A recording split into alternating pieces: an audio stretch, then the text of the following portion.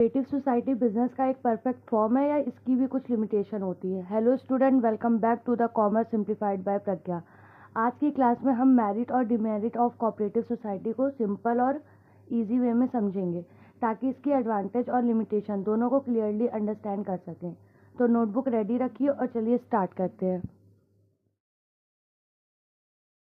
अभी तक हमने कोऑपरेटिव सोसाइटी में पढ़ा कि कोऑपरेटिव सोसाइटी होती क्या है, उसका फॉर्मेशन कैसे होता है और वो कितने टाइप की होती है। अब हम पढ़ेंगे merits of cooperative society. Merits यानी क्या क्या एडवांटेज है कोऑपरेटिव सोसाइटी के। तो पहला तो है इसमें इजी फॉर्मेशन, मतलब ये जो कोऑपरेटिव सोसाइटी होती है वो बहुत ही ईजिली फॉर्म हो जाती है।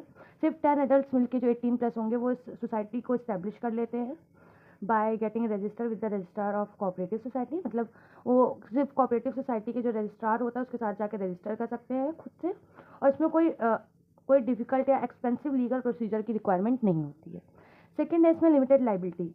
लिमिटेड लाइबिलिटी में क्या होता है कि जो मेंबर्स हैं उस ऑर्गेनाइजेशन या कोऑपरेटिव सोसाइटी के, उनकी लाइबिलिटी उनके शेयर तक या गारंटीड शेयर तक ही लिमिटेड होती है।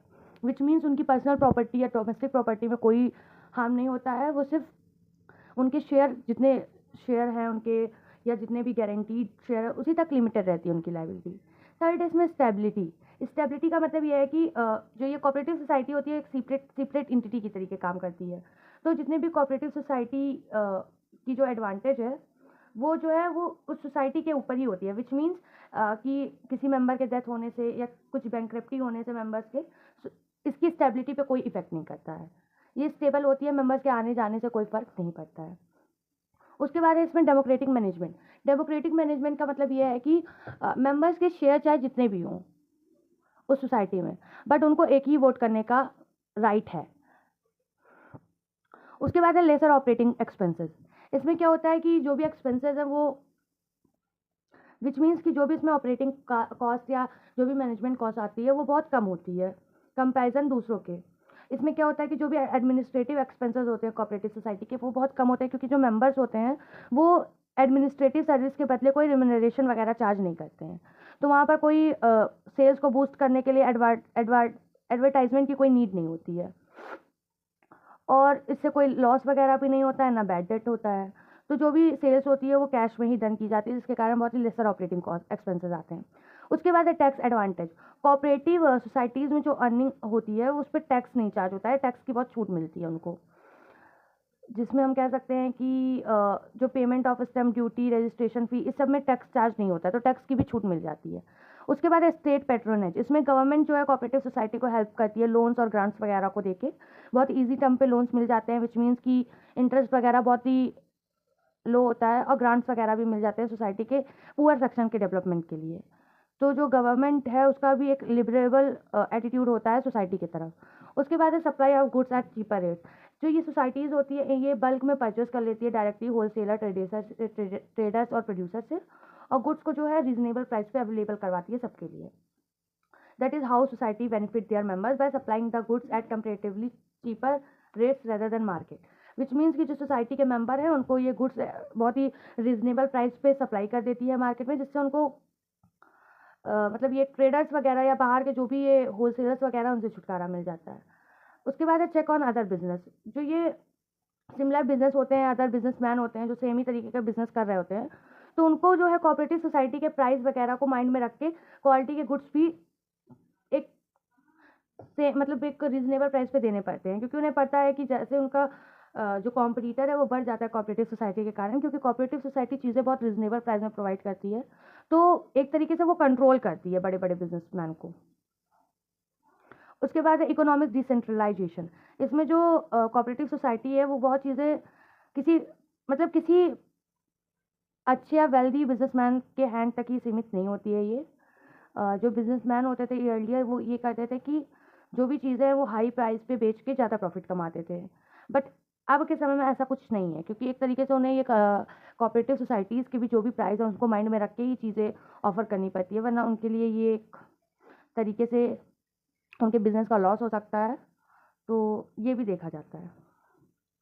ये तो था मेरिट्स ऑफ कोऑपरेटिव सोसाइटी। अब हम बात करेंगे डीमेरिट्स ऑफ कोऑपरेटिव सोसाइटी या डिसएडवांटेज या लिमिटेशन ऑफ कोऑपरेटिव सोसाइटी। आगे अगर हम बात करें डीमेरिट्स ऑफ कोऑपरेटिव सोसाइटी, तो डीमेरिट्स में यानी क्या क्या डिसएडवांटेज या लिमिटेशन है कोऑपरेटिव सोसाइटी की। पहला तो lack of capital. Lack of capital means कि जो कोऑपरेटिव सोसाइटीज़ के जो मेंबर होते हैं वो जनरली इकोनॉमिकली पुअर होते हैं और बहुत ही लिमिटेड एरिया होता है, तो वो सिर्फ लिमिटेड कैपिटल ही इन्वेस्ट कर सकते हैं कोऑपरेटिव सोसाइटी में।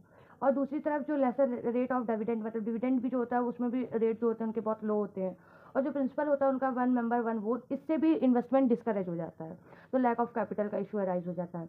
इनकम्पिटेंट मैनेजमेंट का क्या मतलब होता है कि हर बार जो कोऑपरेटिव सोसाइटी का मैनेजमेंट होता है, जो मेंबर रन कर रहा होता है, ज़रूरी नहीं कि वो बहुत बहुत ही उसको अच्छी नॉलेज हो, मैनेजरियल नॉलेज हो या मैनेजरियल स्किल्स की नॉलेज हो, तो लैक ऑफ मैनेजरियल स्किल्स भी इनकॉम्पिटेंट मैनेजमेंट को अराइज कर देता है इशू को। या फिर दूसरी तरफ इनकॉम्पिटेंट मैनेजमेंट का ये भी रीज़न हो सकता है कि जो भी मेंबर्स होते हैं वो अनसैलरीड होते हैं, मतलब उनको सैलरी वगैरह नहीं मिलती है, जिससे जो मैनेजिंग कमेटी के मेंबर होते हैं उनके पास फीलिंग ऐसी आती है कि वो सिर्फ किसी रिवॉर्ड के बदले में सिर्फ काम कर रहे हैं, कोई इंटरेस्ट नहीं रहता उनको सोसाइटी में।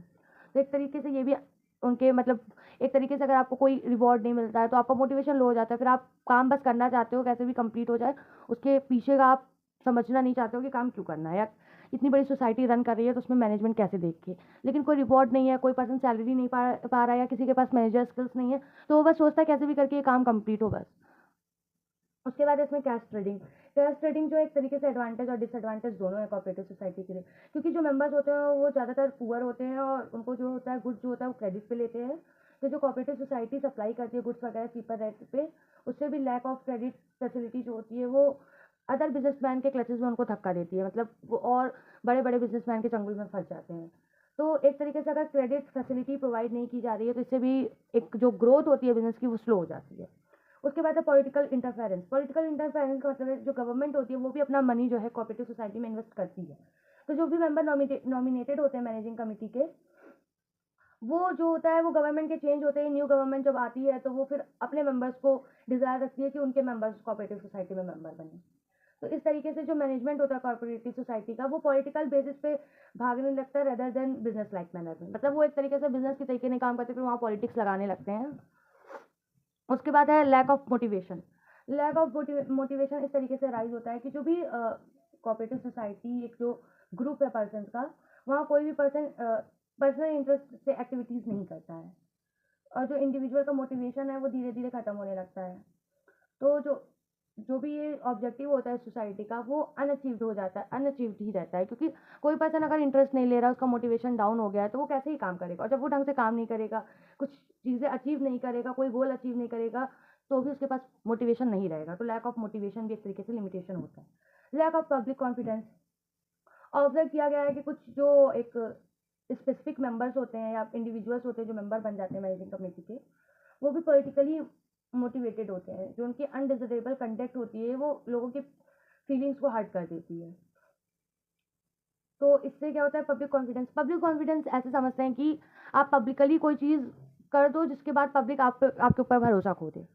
तो इसमें क्या होता है, इसमें ऐसे भी सिनेरियोज हैं कि जो मेंबर्स मैनेजिंग कमेटी में एक बार आ जाते हैं वो बहुत ही जल्दी से पॉलिटिकली चेंज हो जाते हैं, और या तो पॉलिटिकली इतना मोटिवेटेड हो जाते हैं कि वो फिर ऐसी चीज़ें करने लगते हैं जिससे पब्लिक की फेथ पे डाउट हो जाए या पब्लिक की फेथ पे हर्ट हो जाए या वो ट्रस्ट खो दे, तो इससे लैक ऑफ पब्लिक कॉन्फिडेंस भी होता है। उसके बाद है लैक ऑफ सिक्रेसी। जो भी अकाउंट्स होते हैं कोऑपरेटिव सोसाइटी के, एनुअल रिपोर्ट्स वगैरह होते हैं, वो रजिस्ट्रार ऑफ कोऑपरेटिव सोसाइटी या पब्लिकली ये सब चीज़ें बाहर आ मतलब पब्लिक हो जाती है, तो इससे भी सिक्रेसी जो होती है हर्ट हो जाती है, लैक हो जाता है उसका।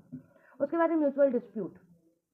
ऑब्जर्व किया गया है कि जब जब ये सोसाइटी इस्टेब्लिश होती है तो बहुत सारे एंथुसियाज्म के साथ होती है, बट ये एंथुसियाज्म बहुत ही शॉर्ट स्पैन ऑफ टाइम के साथ गायब हो जाता है। क्यों? रीज़न इसका ये रहता है कि कुछ लोग जो होते हैं वो सेल्फिश इंटरेस्ट के लिए इस सोसाइटी को मीडियम बना देते हैं कि उनको कैसे भी करके अपना पर्पस पूरा करना है इस सोसाइटी के थ्रू, और बस वही कुछ मेंबर्स जब इनके अपोज में आ जाते हैं तो उसके रिजल्ट के थ्रू क्या होता है कि कुछ खूब सारे कॉन्फ्लिक्ट अराइज हो जाते हैं, जो इंटरप्राइज डेवलप होने के बजाय डिक्लाइन होते चली जाती है और बिजनेस ग्रोथ पूरा खत्म हो जाता है। तो म्यूचुअल डिस्प्यूट का मतलब यही है कि आपस में कॉन्फ्लिक्ट हो गया या कुछ चीज़ें सॉल्व नहीं हुई तो डिस्प्यूट हो गया, ये भी एक तरीके से लिमिटेशन है। अगर हम कंक्लूजन की बात करें तो एडवांटेज और डिसएडवांटेज दोनों देखते हुए ही ऐसा लग रहा है कि जो सोसाइटीज़ होती है वो लिविंग फोर्स की तरह एक्ट करती है पुअर पीपल्स के लिए जिनके पास लिमिटेड रिसोर्सेज होते हैं, वो पूरी तरीके से डेवलपमेंट में कंट्रीब्यूट तो करती है, बट जो नीड होती है वो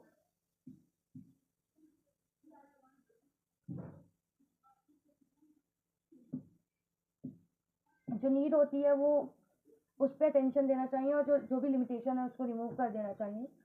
तो कोऑपरेटिव सोसाइटी जो है पुअर्स के लिए एक तरीके से वरदान के तरीके काम करती है, और इन जो सोसाइटी के जो पीपल्स हैं जो वर्क कर रहे होते हैं उनको भी ट्रेनिंग वगैरह दी जाती है, और सफिशिएंट कैपिटल अगर वो जब सफिशिएंट कैपिटल उनको मिल जाए तो ये और पॉलिटिकल इंटरफेरेंस एलिमिनेट हो जाए तो ये भी एक तरीके से पर्सनल इंटरेस्ट और प्रोफेशनल वे में वर्क करेगी।